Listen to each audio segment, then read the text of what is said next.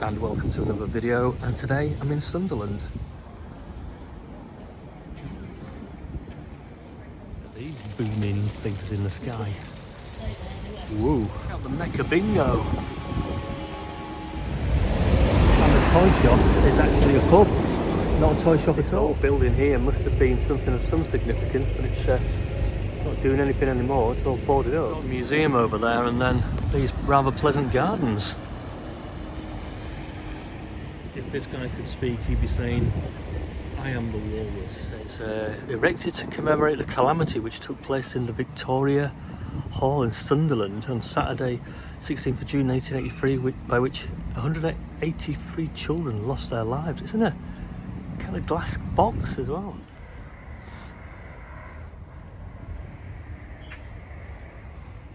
So Sunderland then.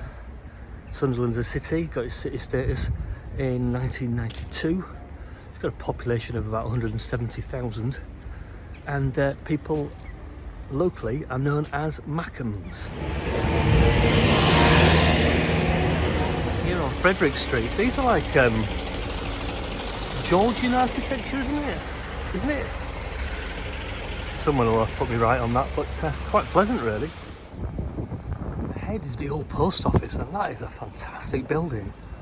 It doesn't look to be anything now. I don't know, but it's certainly not a post office. That building stretches all the way down here. So it's flats by the looks of it as I walk back. So it's quite peaceful in this square, away from the town centre.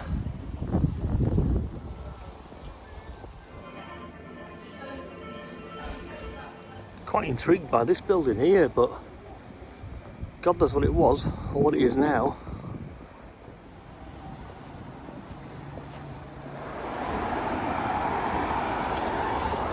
And really my aim today is aimlessness, I guess.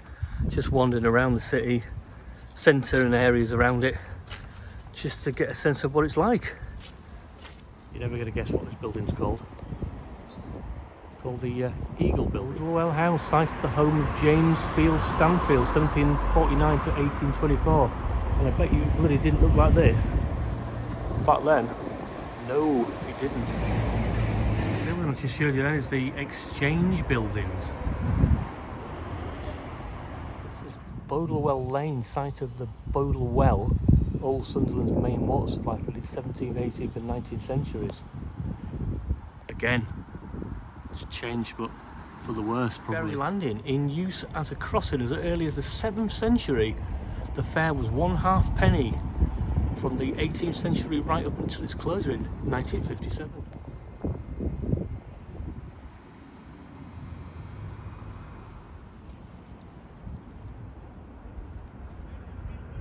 And up ahead of us is the Monk and Wearmouth Bridge, and it's quite marvellous actually.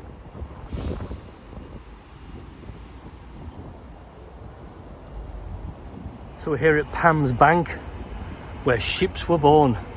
Ever since the 18th century, shipbuilding has been synonymous with Sunderland, known once as the largest shipbuilding town in the world.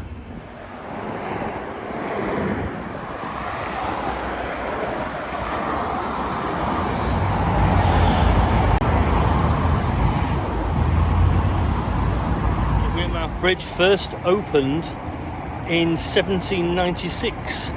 Rebuilt in 1857. Well, very much looks like a museum over there. That's Sunderland Church, it says. Living Faith. You are? Can't hear you. To the left, it's the Sheaf Hotel, the Wheat Sheaf Hotel. And over there's Isa House. That building with the turrets. Very interesting. I've no idea what it is or what it was. So this clock, funded by the North Area Committee of Sunderland City Council to commemorate the centenary of the First World War.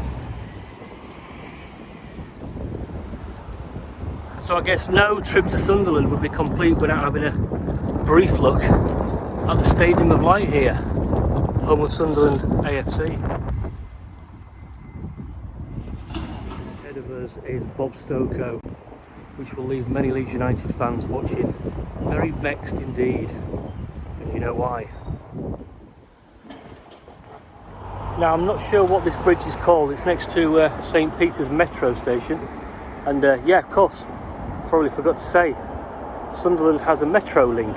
Bishop Wearmouth Pans, the Scottish Army camped here during the Civil War, occupying Sunderland unopposed from 1644 to 47 for the parliamentary cause.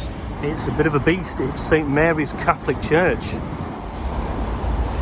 Well, it would seem that the city centre is having a bit of a makeover down by this Riverside bit, and so an awful lot of money looks like it's been spent. This is Sunderland Court and Tribunal Centre.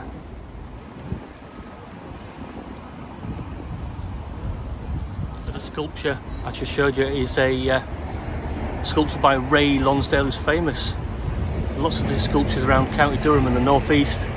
And the Gan Canny is about the Vaux Brewery. And the Vaux Brewery horses are at one time a common and popular sight on the streets of Sunderland as they made deliveries to pubs and around the city.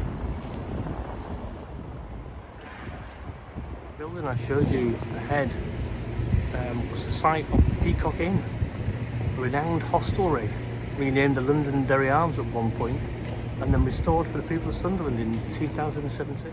Look at that over there, that's the Dun Cow pub. That is amazing. And there is the Sunderland Empire Theatre.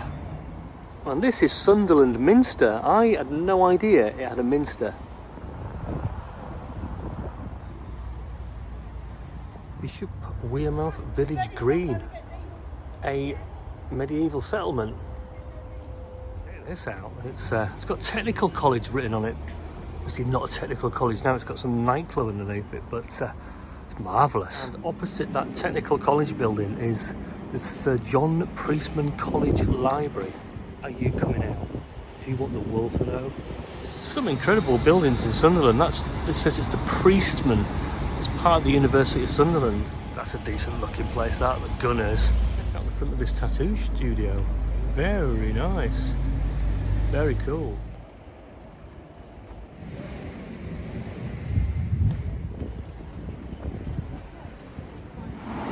Well, that's it for it today, and this has been Sunderland, of what I've shown you today, what I've seen, and I will be returning because it's quite an interesting place in Sunderland, and I haven't seen any residential areas, so I can't say whether I could live here or not, but based on what I've seen today, I do like it, and I'm going to give Sunderland 8 out of 10.